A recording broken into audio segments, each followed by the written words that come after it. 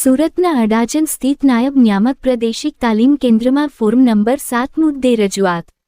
સુરત શહેરના અડાજણ વિસ્તારમાં આવેલી નાયબ નિયામક પ્રાદેશિક તાલીમ કેન્દ્ર ખાતે 163 વિધાનસભા બેઠકના ડીએલઓ ડિસ્ટ્રિક્ટ લેવલ ઓફિસર સમક્ષ કોંગ્રેસ તથા આમ આદમી પાર્ટી દ્વારા સંયુક્ત રીતે ફોર્મ નંબર 7 અંગે રજૂઆત કરવામાં આવી હતી। આ રજૂઆત દરમિયાન બંને પક્ષોના પ્રતિનિધિઓએ મતદાર યાદી સંબંધિત મુદ્દાઓ પર ધ્યાન દોર્યું હતું। ફોર્મ નંબર 7ના ઉપયોગને લઈને ઉદ્ભવતી ગેરરીતિઓ અને મતદારોના નામ કાપવાની પ્રક્રિયામાં પારદર્શિતા જળવાઈ રહે તે માટે યોગ્ય કાર્યવાહી કરવાની માંગ કરવામાં આવી હતી। પક્ષોના નેતાઓએ જણાવ્યું હતું કે લોકશાહી પ્રક્રિયામાં મતદારોના અધિકારનું રક્ષણ અત્યંત મહત્વપૂર્ણ છે અને કોઈ પણ યોગ્ય મતદારનું નામ ખોટી રીતે મતદાર યાદીમાંથી દૂર ન થાય તે માટે ચૂંટણી તંત્રએ સતર્ક રહેવું જોઈએ।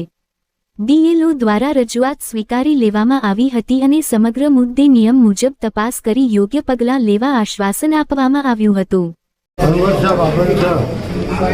हम यहाँ पर है ना, ये जो इलेक्शन कमीशन की कामगिरी चल रही है इसके अंदर पोपट पाटिल ने हमको है ना 7 नंबर में भाग लेकर मुझको जाहिर किया है।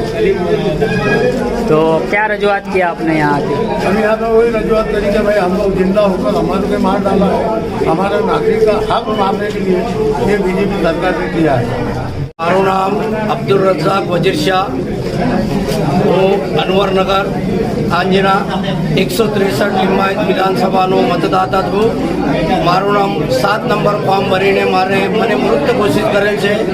એના વિરોધ કરવા માટે હું પ્રાદેશિક કચેરીમાં જે ચૂંટણી અધિકારી છે એમને વિરોધ પ્રદર્શન કરવા અમે અહીંયા આવ્યા છે અને અધિકારીને અમારે કહેવું છે કે આ 7 નંબરનું જે ફોર્મ છે એમાં સ્પષ્ટપણે લેખિત લખેલું છે કે કોઈ પણ પુરાવા વગર જે મૃત્યુ હોય એના આધાર પુરાવા રજૂ હોય તો જ આ ફોર્મ સ્વીકારવાનું છે, પણ છતાંય આ અધિકારીઓએ એમને પાસેથી કોઈ પણ જાતનો અમારો મૃત ઘોષિત કરેલો એવો કોઈ પણ પુરાવા આપેલ નથી।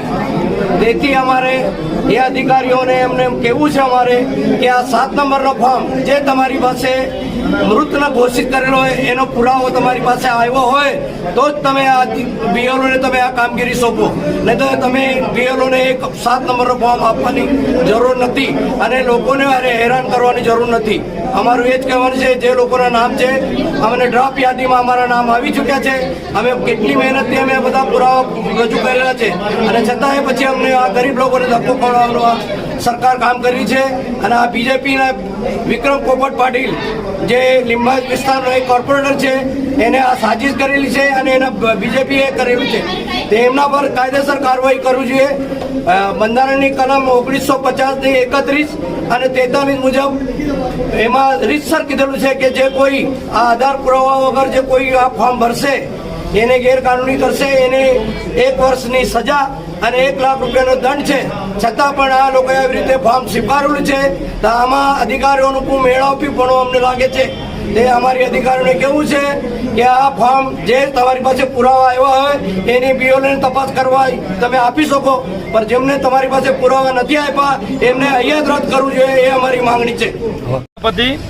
આજે તમે જોઈ રહ્યા છો કે એસઆરઆઈનું કામ બહુ જોરમાં ચાલી રહ્યું છે, પરંતુ કોઈ વિસ્તારને ટાર્ગેટ કરીને આજે એક જ વિધાનસભામાંથી 30,000 જેટલા 7 નંબરના ફોર્મ ભરાયા છે એટલે કે વાંધા લેવાયા છે।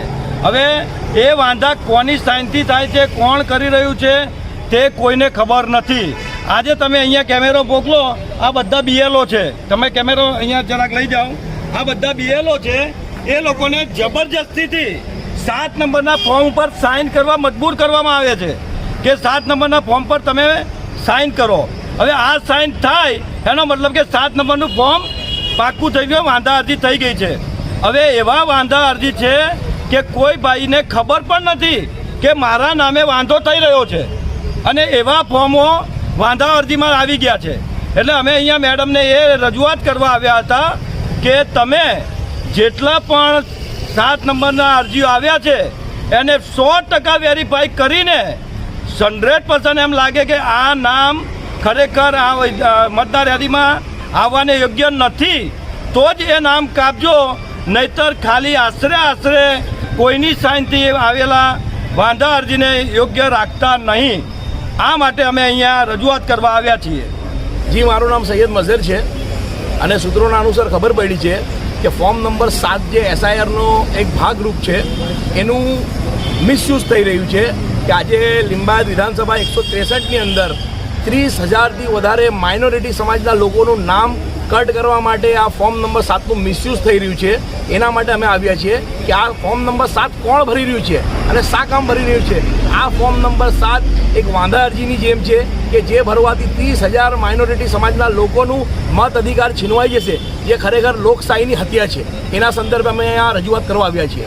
जी, मेरा नाम ईसा शेख है। मुझे लगता है कि आज जो हमने लोगों ने जो स्टडी किया है, जो देखा है, तो ये लोग पूरे के पूरे बाहर बैठे। जब लोगों ने उनसे पूछा कि आप लोग क्यों बाहर बैठे, तो उन्होंने बताया कि हमारे को बल जबरन यानी दबाव डाल के 7 नंबर के फॉर्म के ऊपर हमारी साइन लिए जा रही है, इसीलिए हम लोग बाहर बैठे हैं। और दूसरा, मुझे लगता है कि आज हम लोगों ने जो बात की आरओ से, मैडम से, तो उनके जवाब के मुताबिक हम लोगों को यूँ लगता है कि सीधे सीधे माइनॉरिटी समाज टारगेट पे है। जो 30,000 वांदा अर्जी जो बाहर पड़ी है, मुझे ऐसा लगता है स्टडी करो तो 30,000 माइनॉरिटी जो कम करने का जो इन लोगों का षड्यंत्र है भारतीय जनता पार्टी का, सीधे सीधे ये नाम कमी के कारण मुझे लगता है कि किया जाएगा।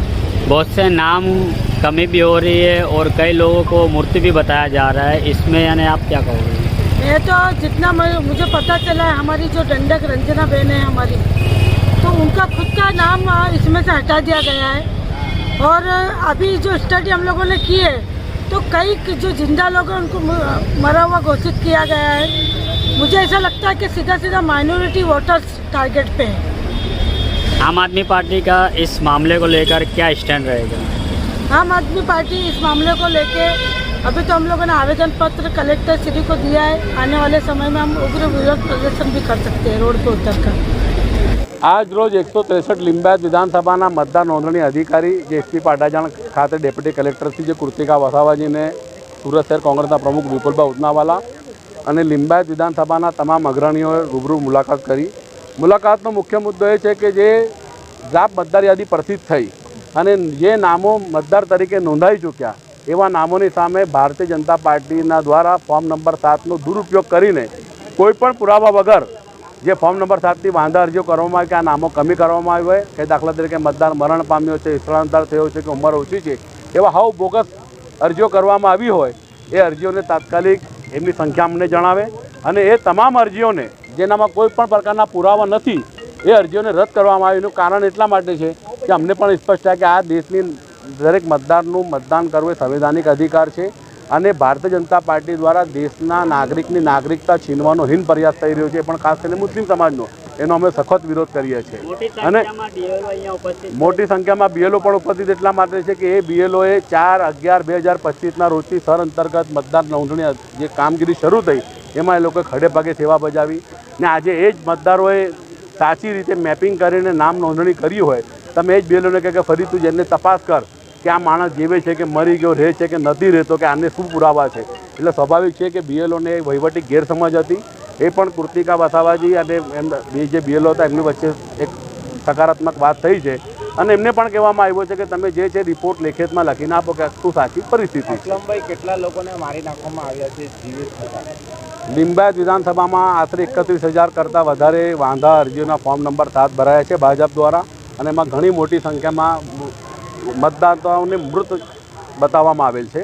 એટલે એવી બોગસ અરજીઓને રદ કરે કોંગ્રેસ પક્ષે શરૂઆતથી એક જ માંગણી કરી છે કે જે પણ ફોર્મ નંબર 7 પુરાવા વગર રજૂ થયા હોય આપની સામે એને તાત્કાલિક રદ કરવામાં આવે, દફતરે કરવામાં આવે, સાચા મતદાર સાથે ન્યાય કરવામાં આવે અને જો પુરાવા આપવામાં આવ્યો હોય અરજી સાથે તો એમાં ચોક્કસપણે વેરિફિકેશન કરવું જોઈએ અને એ બાબતે યોગ્ય નિર્ણય લેવો જોઈએ. કોઈ સાચા મતદાર સાથે અન્યાય થાય એ અમે કોઈપણ સંજોગોમાં સાંખી લઈએ એમ નથી. આજે અમારી 163 લિંબાયત વિધાનસભા વિસ્તારના અહીંયા ઓફિસ છે ને ત્યાં જે રીતે બીએલઓને એમને કામગીરી સોંપવામાં આવી હતી અને એ કામગીરીની અંદર એવી અસમંજસતા ફેલાઈ છે કે તેઓ ડાયરેક્ટ સહી કરીને તપાસ કર્યા વગર ડાયરેક્ટ સહી કરીને ફોર્મ જમા કરી લે છે. એટલે ત્યાંના મતદારોને આ બાબતથી જાણ થતાં તેઓ અહીંયા ભેગા થઈ ગયા છે ને અહીંયા બધા બીએલઓ પણ અહીંયા ભેગા છે એઆરઓ પણ ભેગા છે અને અમે પણ અહીંયા આવ્યા છે ને એમની સામે અમે અહીંયા રજૂઆત કરી છે કે કોઈપણ ફોર્મ 7 નંબરનો ફોર્મ વગર પુરાવા વગર એક્સેપ્ટ થશે તે અમે ચલાવી લેશું નહીં અને તમે તમારા બીએલઓને પણ સૂચના આપો કે ફોર્મ નંબર 7ને વગર પુરાવા વગર એક્સેપ્ટ કરવામાં નહીં આવે, કારણ કે જે રીતે બોગસ લોકો ખોટા માણસોએ સહી કરી અને વગર કારણે જે આ બૂથમાં નથી રહેતા, જે આ સ્થળ પર નથી રહેતા એવા લોકોએ ફોર્મ નંબર 7 ભરી અને સાચા ભારતીય મતદારનું નામ કમી કરવા માટેનું એક ષડયંત્ર કર્યું છે અને લીંબાયત વિધાનસભાની અંદર 30,000 જેટલા ફોર્મ અહીંયા આવ્યા છે અને એની પ્રોસિજર અહીંયા ચાલે છે અને એની અંદર ખૂબ મોટા પ્રમાણમાં ગોલમાલ પણ થઈ રહી છે. એઆરઓ પણ ધારાસભ્યની સૂચના ઉપર કામ કરી રહ્યા હોય એવું અમને લાગે છે, જેથી આજે અમે અમારા કોંગ્રેસનું એક ડેલિગેશન અહીંયા આવ્યું હતું અને એમને ચોખ્ખા શબ્દમાં અને કાયદાની રીતે અમે એમને જાણ કરી દીધી છે કે તમે કોઈ પણ ખોટું કરશો, એક પણ સાચા મતદારનું નામ કપાશે તો તમને અમે કાયદેસરની કાર્યવાહી કરશું, કારણ કે તેઓ કોઈ પણ કાયદેસરની પ્રોસિજર કરતા નથી. નિયમ 15 પ્રમાણે તેઓએ ફોર્મ પ્રસિદ્ધ કરવા જોઈએ એ હજુ થયા નથી, જાણ કરવી જોઈએ એ પણ નથી થતી. જે મતદારે જેણે વાંધો લીધો છે જે મતદારનો, તે વાંધો લેનારને પહેલાં વેરીફાઈ કરવો જોઈએ કે વાંધો લેનાર છે કે નથી, એ પણ નથી થતું. પણ ડાયરેક્ટ વેરિફિકેશન કરવામાં આપી દેવામાં આવે છે અને ડાયરેક્ટ સહી બીએલઓ પાસે સહી માંગણી કરવામાં આવે છે. એટલે એ ખૂબ અસમંજસતા અને ગરબડ અમને દેખાઈ રહી છે. એટલે અમે અહીંયા અમારા પ્રતિનિધિઓની સાથે આવ્યા અને બધા બીએલઓની સામે એઆરઓની સામે આજે મિટિંગ કરી અને તેઓએ અમને કીધું છે કે કોઈ પણ વસ્તુ ખોટું અમે નહીં થવા દઈએ, પણ અમે અમારી કોંગ્રેસ પાર્ટી અહીંયા અમારા પ્રતિનિધિ મૂકી દીધા છે અને અમે કોઈ પણ ખોટું થાય એના ઉપર અમે ધ્યાન રાખી રહ્યા છીએ અને જો ખોટું કરશે સરકારી અધિકારી તો અમે કાયદાકીય કાર્યવાહી પણ કરશું, પોલીસ ફરિયાદ પણ કરશું.